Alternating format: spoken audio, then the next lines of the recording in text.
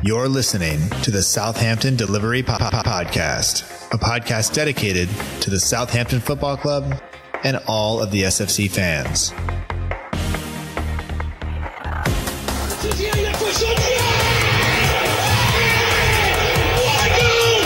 just got to go out and express ourselves. Fonte with a scooping header.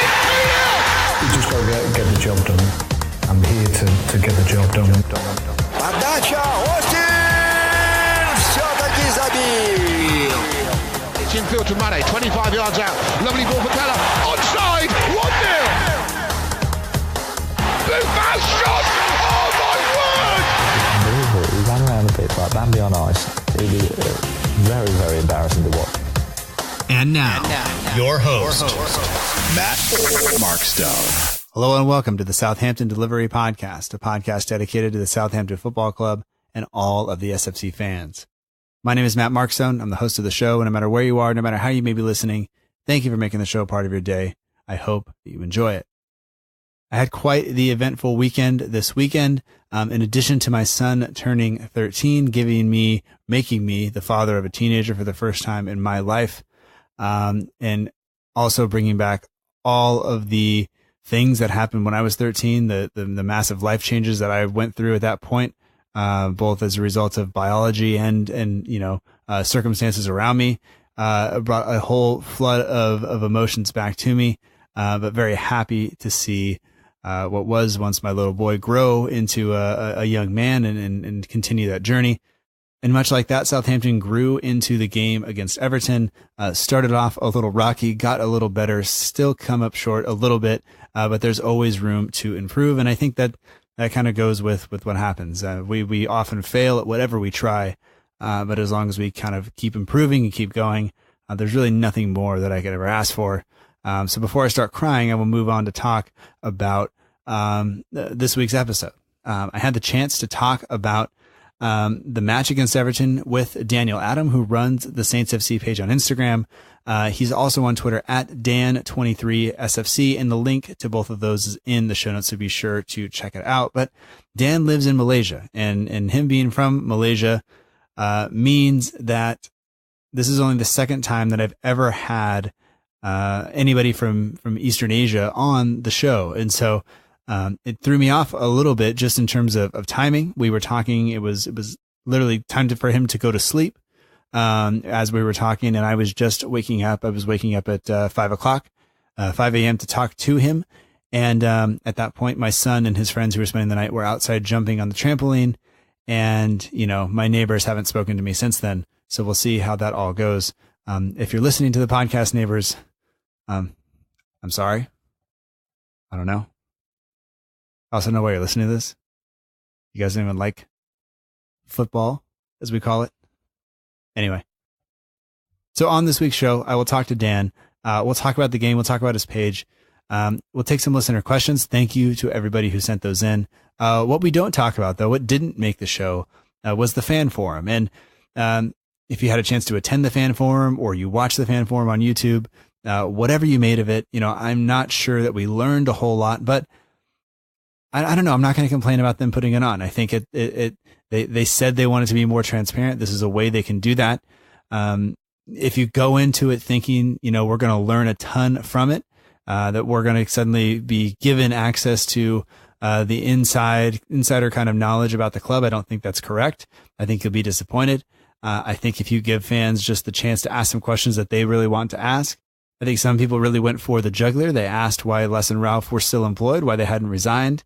There were things like that. And you had things about stadium expansion and everything in between. So I thought Adam Blackmore did a fantastic job kind of moderating. I learned that Ralph crumbles under pressure a little bit. I learned that Les probably doesn't like to talk in public and probably will never do it again. And also Mark Hughes and Danny Ings both know how to communicate with people and people like them. And I think that is what we learned from that. Also, Danny Ings very happy to be playing at Southampton. And I want to know how short the straw was that he drew that forced him to show up to that within, a week or so of being at the club. Good news for him, though. He got on the score sheet at Everton, our first goal of the season. So maybe if we just have a fan forum every single week, whoever shows up will score. We'll just put the whole team up there and we'll call that good. So anyway, let's go ahead and move on. This week, we do have another page from the Southampton page from Jay. He's going to fill us in on his thoughts on Everton. After that, we'll come back and then we'll head to my interview with Daniel Adam, who runs, once again, the Saints FC page on Instagram. So here is Jamie from the Southampton page to give us a quick look at his thoughts on the match. Hello, Matt. This is Jamie. This week, I'm going to discuss my thoughts on the Everton game with you all. Basically, I thought the scoreline was nicer to us than I thought it could have been. We could have lost by way more by the chances, and we could have easily walked away with a draw, which not a lot of people would have said we might have deserved. But yeah, it was good to see Danny Ings getting off the score mark as well with his goal. Hopefully, he can push on against Leicester next week, which is a crucial game for me now. We need to aim for the 3 points when we play Leicester. But yeah, that's hopefully that can spur us on with him getting his goal. And obviously the result wasn't the best, but hopefully we can group together, have a good week on the training ground and be ready for Leicester next weekend. So yeah, that's me for this week, Matt. Thank you very much. All right. Thank you, Jamie. Appreciate it. And next week, there will be no short page from the Southampton page because we're going to get a whole chapter because Jamie's going to join me for an entire episode to talk about the Leicester match. I'm actually going up to Napa this weekend. So hopefully, 1, it's not on fire. 2, we are responsible in the wine that we consume. It's going to be a fun weekend. I'm really looking forward to it. Hoping that the game on Saturday that I can sit and watch in the sunshine, maybe with a glass of wine, even though it'll be 7 a.m., and just to kind of enjoy. I don't know what I'll be enjoying, but hopefully I'll be enjoying the football and the wine, and a number of other things that I'm sure will come along with that. So anyway, let's jump ahead to my interview with Daniel Adam. Once again, we don't talk about the fan forum. We talk about his page. We talk about supporting the club from Malaysia. We talk about the game against Everton. And that is pretty much it. So let's go ahead and do that now, and we'll talk to you at the end of the show.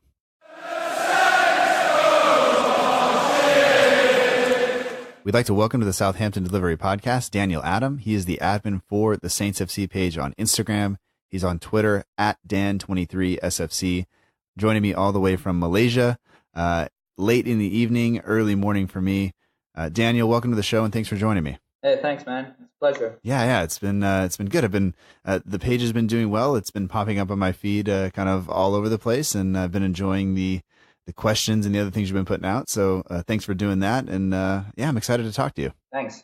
Obviously, we have to talk about Everton a little bit, and we will. But before we do that, just like to get to know the guests a little bit, kind of introduce you to the listeners. And so, if you don't mind, we'll just kind of start there. Yeah, sure thing. I don't mind. So first thing is normally I talk to people who are in the UK and all around the world, really. But I think I've only ever had one other guest from what we consider, I guess, East Asia or Southeast Asia for you, right? Yep. So tell us a little bit, just, how did you become a fan of the club living where you live? And we'll start there. Well, my dad's Dutch, and I was just a really big fan of Premier League football and La Liga in general.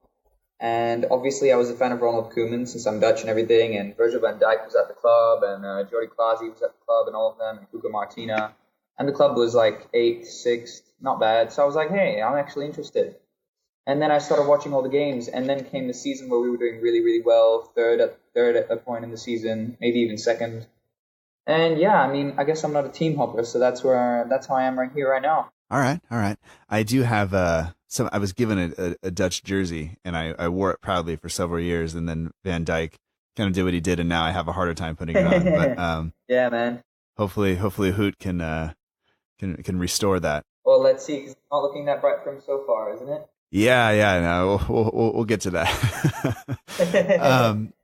So, I mean, what is it like? I mean, for me here in the United States, we have access to every game. I noticed a big difference when I went to the UK. We couldn't watch the games on TV. It's like if you're not at the game, actually, then basically you're not going to be able to watch it on TV without some sort of illegal stream.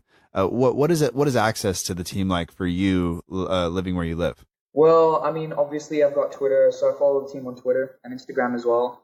And actually here we've got a really, really good system of TV channels. It's probably the best in Asia. So I'm able to watch every single Premier League match live on demand whenever I want. So I can watch every single match live on my TV, so that's pretty cool. Kind of same as us here. And I know that people in the UK don't always like that. And not that they don't like that. They wish they had more access to it, but I actually relate to them because it must be kind of sad that you're in your own country and you're probably 10 kilometers from the stadium and you still can't watch the game.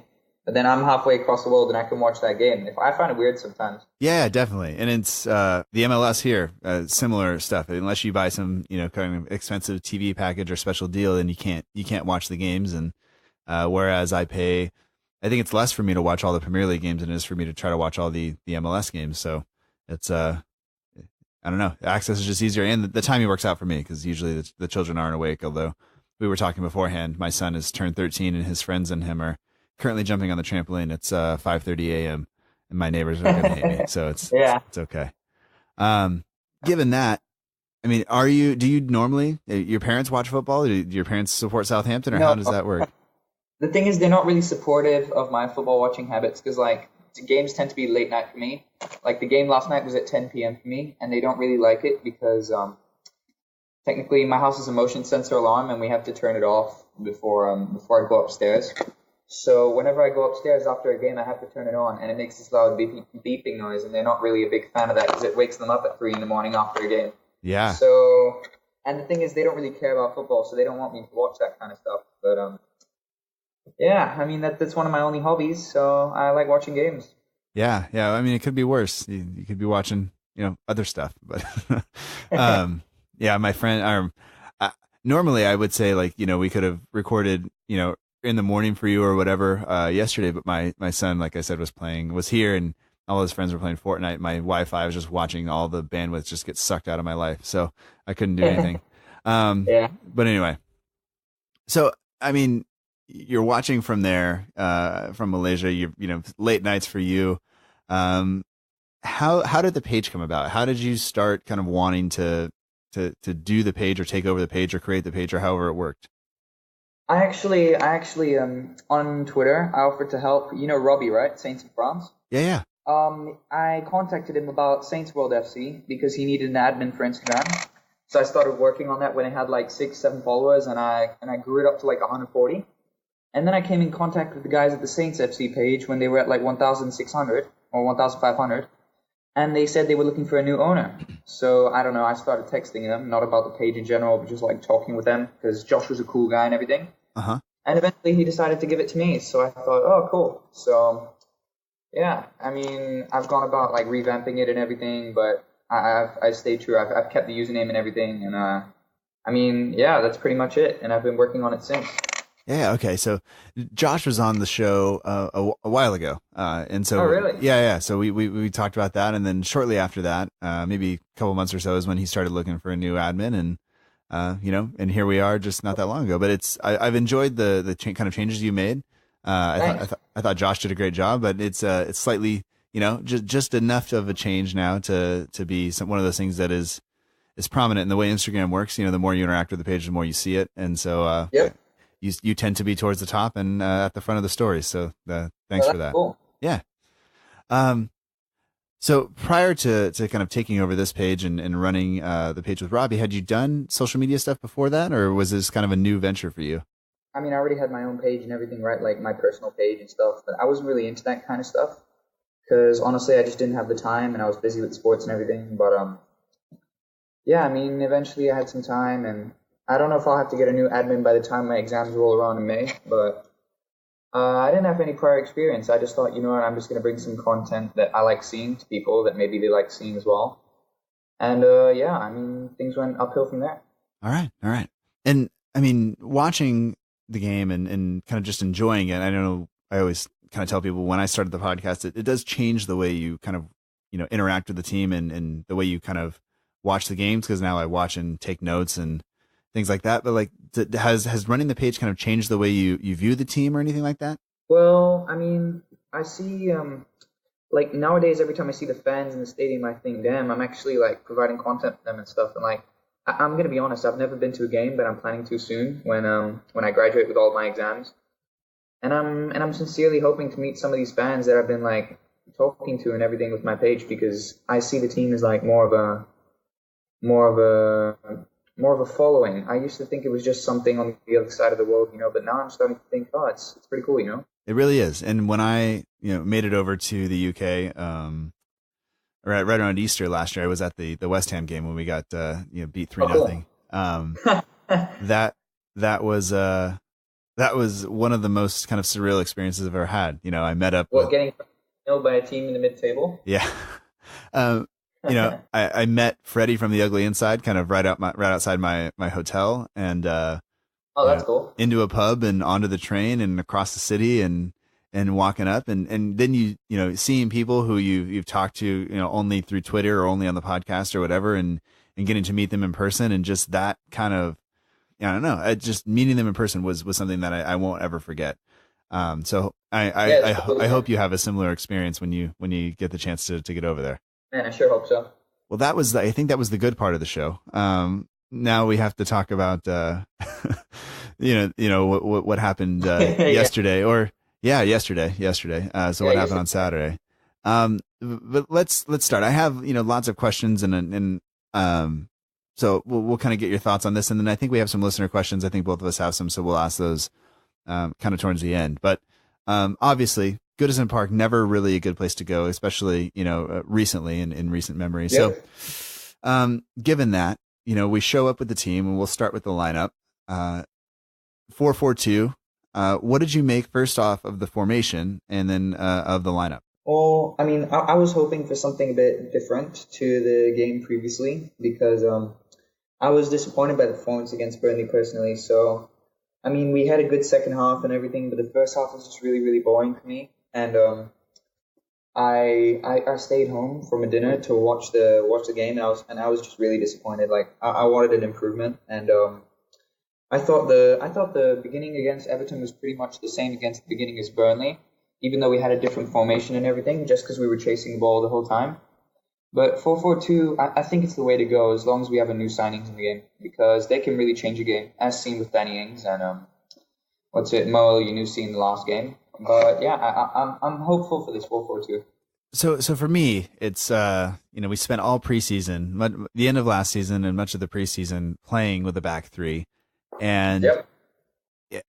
And I don't know. I have to say I'm a little bit disappointed. It's not necessarily that's my favorite formation. That's not it. It's just that we have a system that we've been working on, and of course it takes time to adapt to that system and get everybody kind of comfortable with it. But and I would agree that we didn't look very good the opening 35 minutes or so against Burnley, but to see us kind of abandon that almost already, maybe to me it's a bit worrying. But I guess when I'm thinking about it, I don't think that they would have changed the system just because Vestergaard was out and all of a sudden we didn't have 3 fit center backs. I think that the plan was to play 4-4-2, and I would imagine it would have been Hoot and Vestergaard in there. But I guess my only kind of real worry is that we're kind of abandoning that strategy or that formation so early in the season after we kind of worked on it all preseason. And I don't know. I think you can get 2 people up top if that's what you want in if you play like a 3-5-2 or whatever it is. But I mean, are you okay with moving forward with the 4-4-2? You sound like you're okay with that. Personally, I like looking at the way we played against Burnley in the second half with a 4-4-2 after Cedric came off. I mean, I'm supportive of it. I mean, I'm supportive of the formation that works best. And if Hughes has found a way that works better than the previous time, then I'm totally in support of that. Because obviously we did have the best of preseasons. We lost 3-0 to Mönchengladbach, and we won 3-2 by a slim margin to Celta Vigo. So I mean, as long as it works, then I'm totally for it. All right. What did you make of some of the personnel that were used yesterday? Whether you want to start at the back and kind of build forward, or you can kind of pick out any player you want to start with. I don't want Hoot and Stevens in the team. They're not good enough in my opinion. Who? I mean, yeah. No, as I was going to say, obviously, Vestergaard is the starter there at one spot, yeah. But who would you partner with him then? You know what I don't get about the management of this club? We've got 3 World Cup starter centre backs, and we don't play like 2 or 3 of them. Like I get that Wesley Hoot may be a bit like more fancy, like he's got a left foot, there's more diversity, but I don't get it. We've got Jan Bednarek and we've got Maya Yoshida in the squad, and they both don't play. I mean, there's got to be something wrong there, because surely it just can't be they're not good enough, right? Right. Absolutely. And I know, it's been said before, but a lot of times, a lot of us, we have this idea of what a player is from before, and when we were playing with Alderweireld and Font, or even Van Dijk and Font, and you brought Maya Yoshida in, he tended to have a mistake in him. But I think he's pushed on as a player from there. I think he's better than that now. Agreed. Yeah. But it's hard to do that sometimes. And so that's fair, I guess, but maybe they're not fit yet. Maybe they're not ready to go. But you would have to think that one of them would be pushing for a start. And I really would have thought, that we would have seen one of them in the team this week. What I don't get is Cedric's already fit, right? Because he was at the World Cup. Why would Maya Yoshida and Jan Bednarek not be fit? That's the problem. Do you think he is fit? Because I don't think he's looked great so far. I think he got beat around at Burnley, and I think there's a reason he came off instead of pulling Stevens off, because even Stevens last week against Burnley seemed to get forward more in a 4-4-2 than Cedric was playing in a as a wing back, which you would obviously assume it was going to be the opposite way around. But I don't know. I'm not sure he's all the way up to speed, and I think he's playing there more out of necessity now than maybe out of desire, I guess, for the coach to choose him. Yeah, but personally, I had Cedric in my fantasy team, like my fantasy Premier League team, and that didn't work out very well. But yeah, I've already transferred him out for Ben Mee of Burnley, because I haven't been convinced by his performances at all. I personally think that we should go. I think we should have kept Jeremy Pie, actually, because he was actually very underutilized. If you agree with me, because he was decent, actually. He was It's just that what's his name, Maurizio Pellegrino. He preferred Cedric the whole time, and I find it a pity, because PA would have been a good player to use at this stage. Yeah, I think right now we could have used him, and I think he played well enough as a wing back. He liked to get forward. He could pass. I'm not sure his one-on-one defending is really up for it, but of course we saw Cedric get beat by Richarlison for a header yesterday, which is nothing, nothing new. So yeah, I mean, at this point, I'll take anybody who's going to push Cedric to be just that much better. So, maybe that's Stevens, maybe that's Bednarek. I don't really care who it is, but maybe Valery, actually. Do you think Valery will get in the squad this season? No, I don't think we're going to see him. But hey, if he plays well at the under 23 level, which he's played well at youth level in the past, maybe he'll get a call up if somebody gets injured. But I think with Stevens and Bednarek and Yoshida all having played right back in the past, I think we'll see one of them and turn instead of Cedric if it comes down to that. Agreed. Moving forward to the midfield four, Romeu, Lamina, Ward-Prowse, and Redmond. Any issues with any of them kind of getting the start there? Well, I like Lamina. He's talented, but the thing is, he doesn't put in a full shift most of the time. Like, sometimes you see him absent, and he's just not where he's supposed to be. But his flick for Ings' goal, his assist, was actually very good in my opinion. And that, in my opinion, is enough to warrant him a position in next week's squad. And I get Højbjerg likes to work really, really hard, and like he's a future captain of the team. But I personally just see Lamina as more of an he adds a bit of flair to the team, especially when Moyo Yunusi is injured. So I think he should keep his place in the team. I guess going back to the formation, there's one other issue I have with it is I'm not sure where Armstrong fits in this formation. He was obviously on the bench yesterday.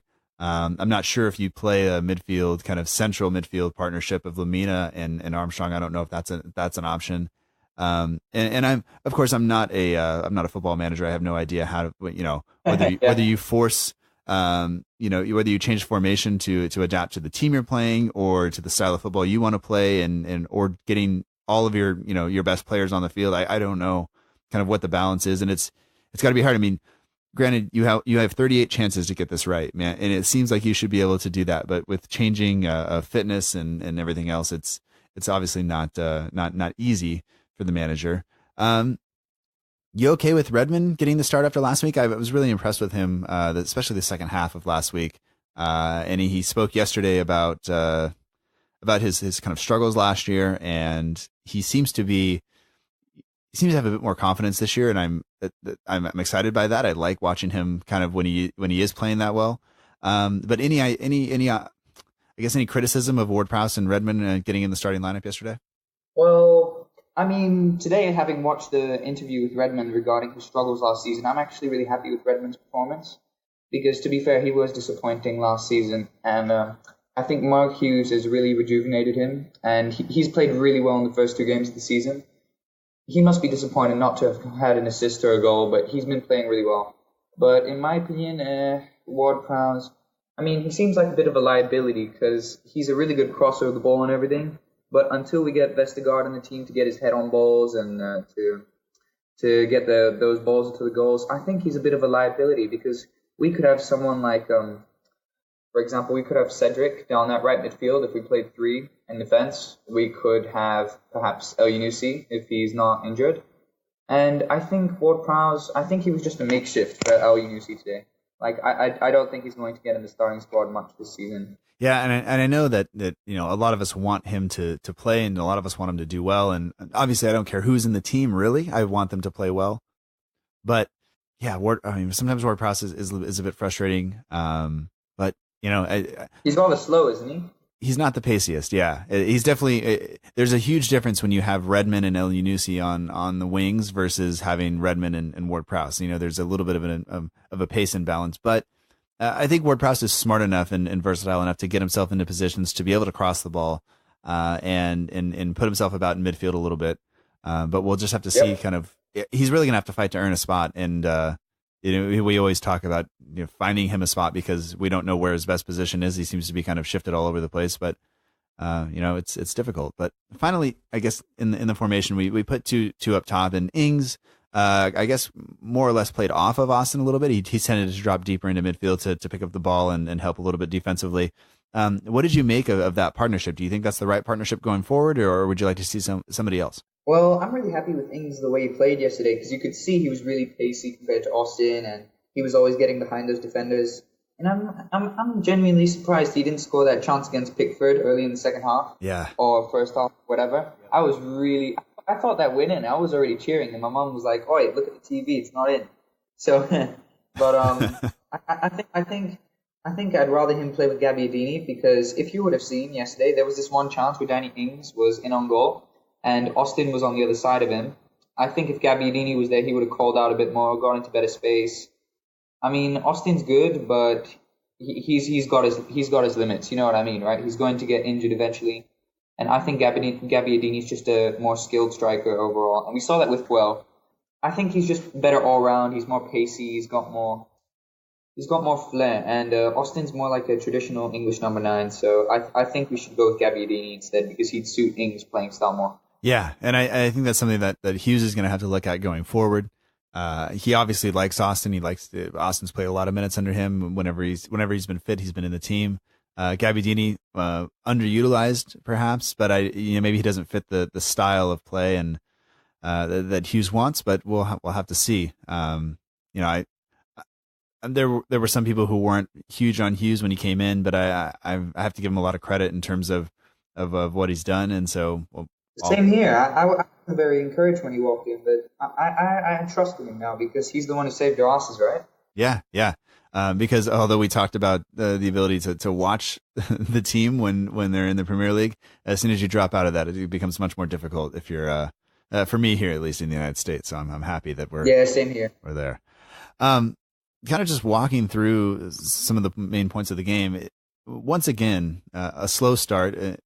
This is not abnormal for us, I guess. If you look at a lot of matches last season and the season before, under Pellegrino, under Hughes, under Puel, slow starts are becoming the norm, and it's frustrating. But a lot of early pressure from Everton. We couldn't kind of get out of our own half, and it also seemed like Saints were, the announcers were saying that we were a bit late to tackles, and I'm almost willing to say that no, we were just leaving them in. Like we were putting ourselves about. We were kind of establishing ourselves as a physical. There's a physical aspect to the game that wasn't necessarily always there in the past. But what did you make of some of that? And I guess even the 5 yellow cards, that were picked up by the club. I think the team was just frustrated when it came to those yellow cards because I saw them. They were struggling to get the balls, and they were just looking to get the ball, and they were really desperate because they were just struggling. And I have a feeling that this is going to change because the more we improve our style of play, the less we'll have to worry defensively and the less aggressive we'll have to be.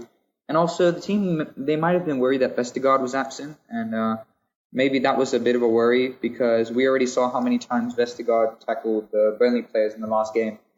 So I have a feeling that this is going to change. Like, this isn't going to be a permanent thing. Plus, we've got Romeo, who can also sacrifice himself. But the team was probably just, like, making sure they didn't make any mistakes, which obviously didn't work. But the yellow cards, they're probably just going to be a temporary issue.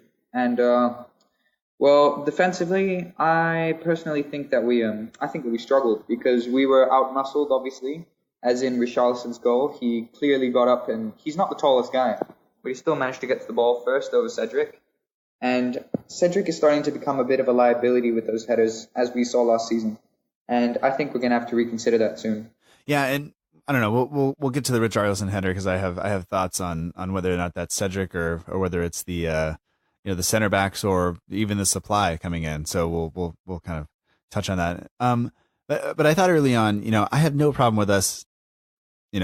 I have no problem with us fouling people. I think sometimes you have to establish yourselves. And you look at that Everton team. I don't consider Theo Walcott the most physical player. I don't consider Richarlison the most physical player. So I think kind of establishing yourselves and making life difficult for them is fine, is okay. It's probably what we should do. But I did think that we gave away too many fouls in dangerous areas that allowed Gylfi Sigurdsson to take set pieces. You saw the, even early on, every set piece they had that was going into the box was finding an Everton player. We struggle with that, and I think that goes to Stevens and Hoot, who last year struggled a lot with dealing with balls in the air, dealing with kind of the physical side of the game, and the fact that they don't seem to have improved on that at all. The partnership that we saw, there's no. I don't expect them to become Virgil van Dijk or become a Jose Fon or completely change the way they are, but I do expect them to make adjustments and get a little bit better. And I didn't see that yesterday, which is frustrating. But so we kind of got lulled into a false sense of security yesterday, where it seemed like this ball is going to go into the box. We just have to stay with our markers, and then there's this little intricate kind of set piece routine, and I think Walcott runs by Ings, and scores the opener. So I was frustrated by that because I thought that if you're going to commit those fouls, they have to be somewhere other than kind of an opportune area for the other team to be able to take a dangerous free kick or some sort of set piece routine. Yeah, I mean, I'll give it to Marco Silva. He really planned that Everton team well. But I'm pretty disappointed in our defense because we could have fought harder for those balls. We could have gone for those balls, but having watched the game, I thought we were holding back a bit. Like, it's not like we have any Europa League games on our mind or anything. So I'm surprised that we didn't really go all out in the beginning. And just once again, that technique, Marco Silva's training, his drills in training sessions, they were really effective, and you could see that because Everton were really well drilled and they knew what they were doing. And I guess moving on to the second goal, obviously we went into halftime down 2-0. At that point, we had 6 shots, only 2 of them on target. But the second goal for Everton, Walcott gets down the line, he puts the ball into the area. Richarlison runs off of Cedric. I watched the replay back a couple of times and kind of trying to figure out in real time who was responsible for that, and it is Cedric's marker. The Richarlison's playing; he's on the wing on that side. It's his man. At certain camera angles, it seems like Stevens wasn't doing anything, but he was actually marking Tosin, and so he's going with him, and Cedric just gets beat by Richarlison. And my worry with this is, this is another header. It's another time that the team have figured out how to isolate Cedric, the shortest person on the pitch probably, with somebody in winning a header against him. And that's something we saw a lot last year. And I just wonder if we're, as a fan base, maybe even as a club, putting too much hope and too much reliance on Vestergaard to sort that out. It seems like we've placed a lot of our defensive hope in terms of clearing balls and things like that on one person. And with him out, we're back to square one. And I don't know how you see that or how you feel about that. Well, I mean, I completely agree with you that it shouldn't be all on Vestergaard because nobody plays with one centre back, right? But honestly, I think we should get what's his name, Bednarek in the team because he was really reliable last season. Obviously, you can see his debut goal against Chelsea. And, I mean, it shouldn't all be relying on Vestergaard, as you said, because even though he's a new signing, we've got to improve the defense as a whole. And if we don't do that, then I think we're really in trouble. Because obviously we can't get new signings and everything. And the defense really is a problem. And if we don't improve that in training, like the players themselves, not just the way we play, then I think we're going to have a big problem this season. Yeah. There was the chance for Ings heading towards halftime. The shot from Cedric that I think everybody thought was going to be across from deep, and all of a sudden I think it even surprised Pickford. He spills it and just gets enough on the rebound when Ings was there closing him down, which is exactly what we want, right? You want strikers who are going to put pressure on the goalkeeper, we're going to force them and capitalize on mistakes. And initially I thought he missed it. Yeah, initially I thought Cedric was going to cross as well. Like, I mean, it was a good line of play. We can tell there's promising things coming from the team, but honestly, I think Ings should have scored that. Like, Pickford did really well to get down, but we need to work on our finishing just as last season. Yeah, I think if you give Ings another shot at that, he takes care of it. I don't know. I think he went for power there. I think he was trying to make a mark on there. And obviously having played for Liverpool, and now playing for Southampton, you definitely want to score that goal, but it just didn't quite work out. But he did get the goal yesterday. He got our opening goal of the season. So that is something we'll get onto that. I guess now kind of, because I mean, heading into halftime, down 2-0, getting out possessed, almost by 2/3 of the possession to Everton. So it's I don't know. I didn't think we played very well, but the fact that we could have been only down by a goal going into halftime was I guess a positive. But down 2-0, I'll be honest, I didn't really see us coming back from that. I didn't see us getting anything from the game, based on what we saw in the first half. But going into the second half, is there, Ings wins the corner. Ings eventually kind of unmarked in the box to just kind of tap it in. But did you think we improved once again in the second half? And if so, like, what accounted for that? Well, I think we definitely improved. You could see it because we were fighting for every ball. We were aggressively moving forward, and players were getting forward. Obviously, I think Hughes gave them a big smacking on the bum at halftime, if you don't mind. Mm-hmm. Yeah. What I don't get is, why doesn't that come at the beginning of the match? Like, why do we always have a good half and a bad half? And in my opinion, that's what needs to get sorted. But really, I think we did well in the second half because that's an improvement, like at Burnley. And if we play like the second half for the whole season, I think we'll be fine. Yeah, maybe we should just make the guys go play 45 minutes before the game actually starts. Like, go out there and play a full half. That would help too, wouldn't it? Yeah, bring in the under-23s, play a full 11-on-11 as our warm-up, and then go yell at them and make them play after that. But I don't know. Let's do some match fixing, make the under-23s win 5-0, and then you'll have motivation inside of them. Yeah. And I do wonder, that they mentioned on the commentary here that Hughes, I think he only took like 11 minutes or so to get the team back out on the field at halftime. Like, it was short and sweet. And you wonder what he said, but he obviously wasn't long-winded in that and what went on in there, and he sent the team back out and they played much better. But it is getting frustrating for just to say, we played better in the second half, or we're improving, and you want to see that for the entire 90 minutes, because I think that's what it takes to win Premier League games. So we will see. On that note, though, you can't say that Hughes wasn't going for it.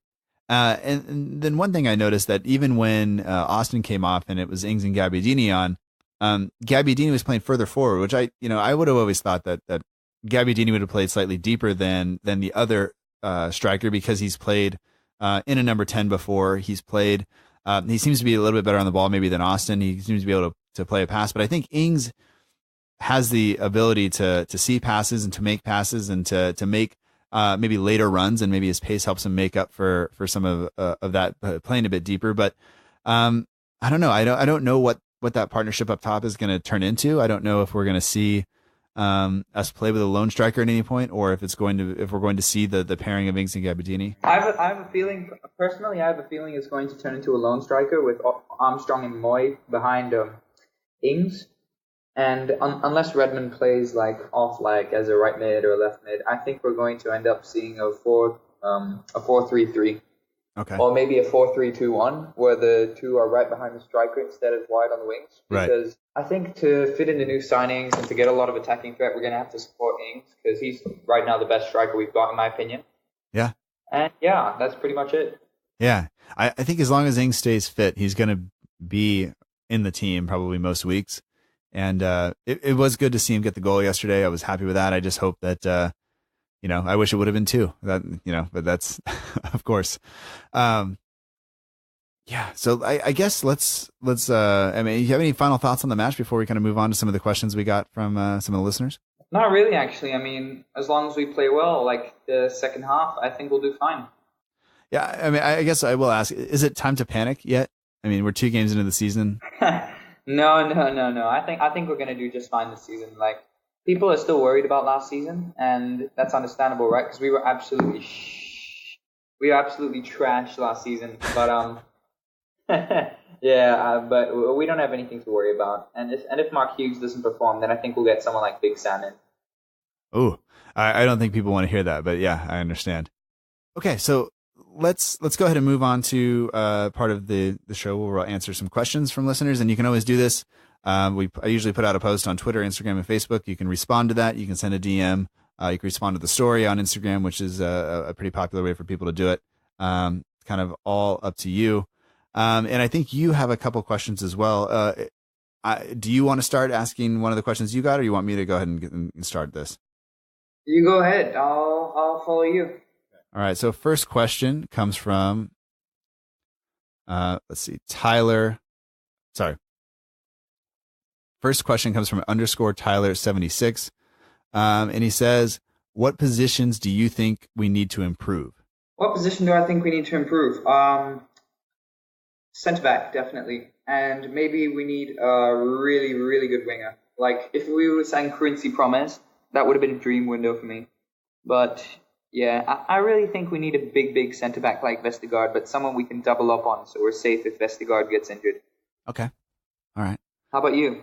I don't know. I think I'm kind of happy with the players we have this season. I understand that we're not always going to go get everybody that we want, and I think the squad's kind of big already. I think we have a lot of people in the squad, and you look at trying to determine a starting 11, to try to predict that, it's becoming more and more difficult. I think last year it was fairly straightforward. Once Hughes took over, you can kind of see where he was going and who was going to be there. I think this year though, it's difficult to see kind of what the best 11 is and what's going to work the best. And so, yes, especially considering he's changed the lineup now, and who knows if he's going back to a 3-5-2 or what. Yeah.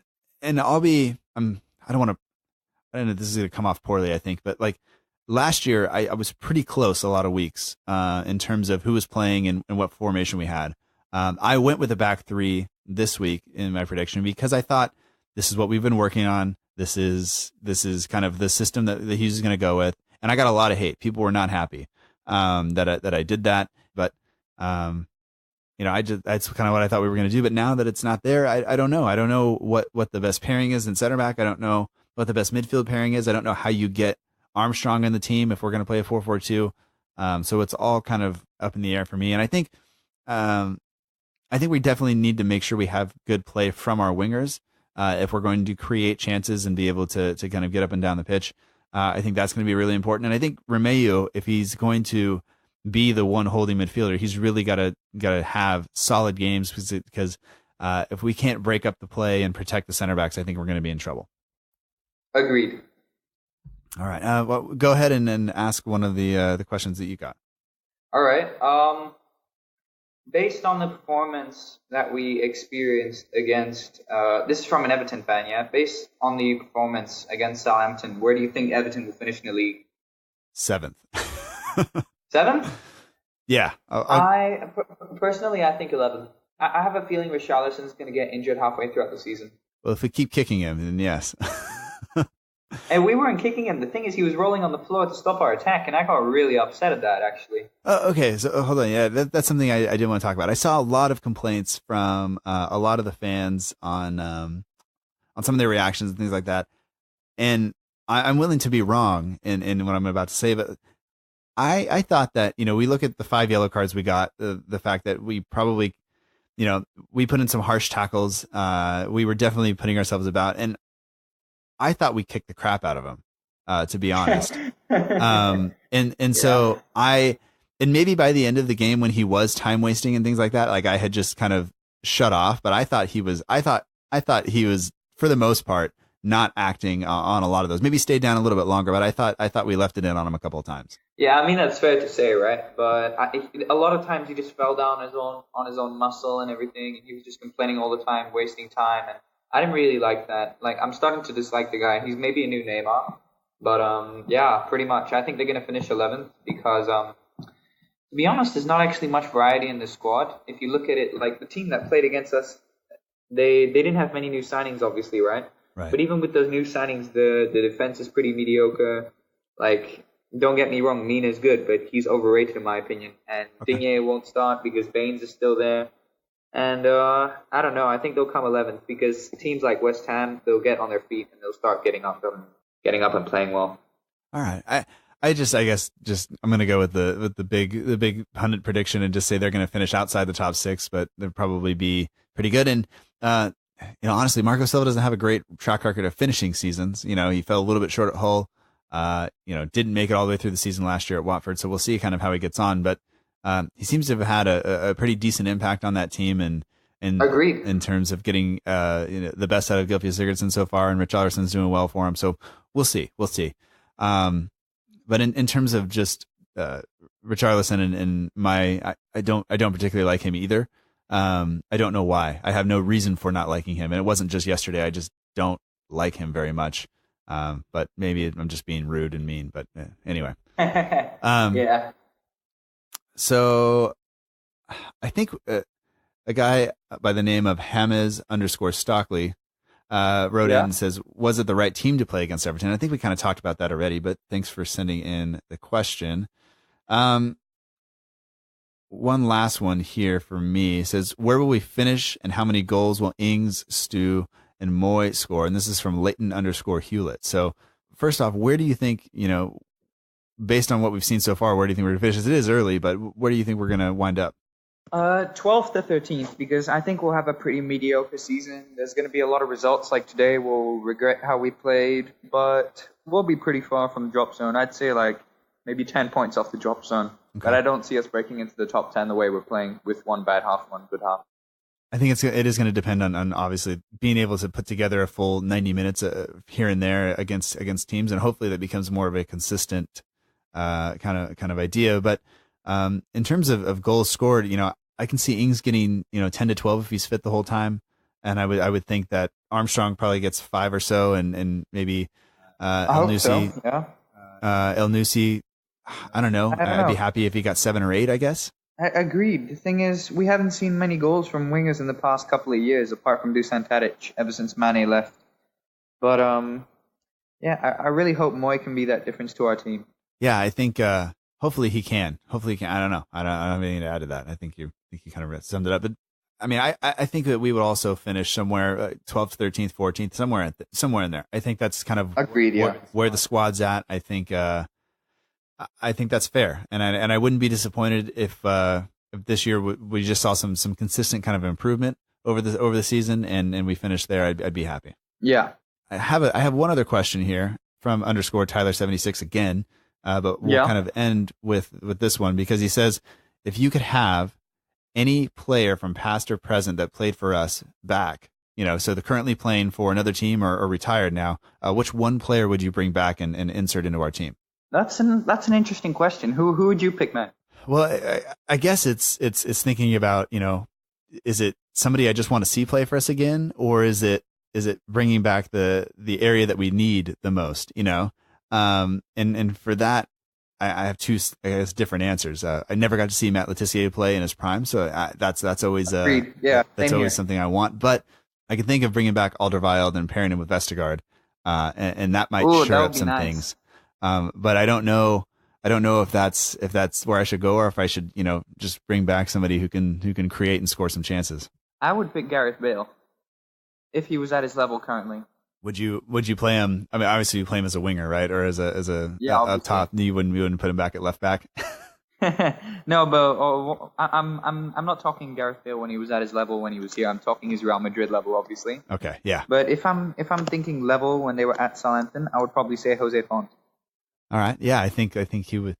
I mean, I wish his exit from the team would have gone better, and I was actually quite upset when he went to China before I got over to West Ham because I was actually looking forward to watching him play. But anyway, that's just me being nostalgic. But yeah, there you go.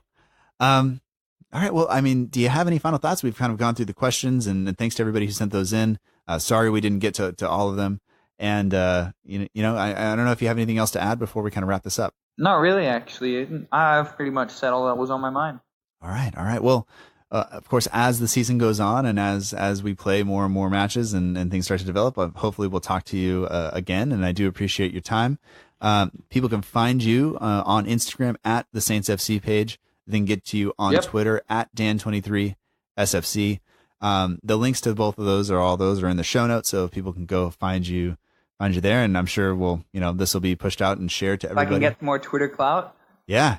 More Twitter clout. I am, my wife makes fun of me because, she just, she goes, "Hey, you got a new follower on Twitter. Does it make you feel better about yourself?" And it's just like, no, I don't. Like, if you could just stop, that'd be great. But my daughter now, whenever I'm on my phone, she goes, "Are you checking Twitter?" And it's just like, please stop. Like, leave me alone. But anyway, it's all, I think it's mostly, it's all in good fun, but we'll see. But Dan, thank you so much, for joining me. I appreciate it. And, we'll be sure to talk to you next time. Yeah, man. All right. Thanks for everything.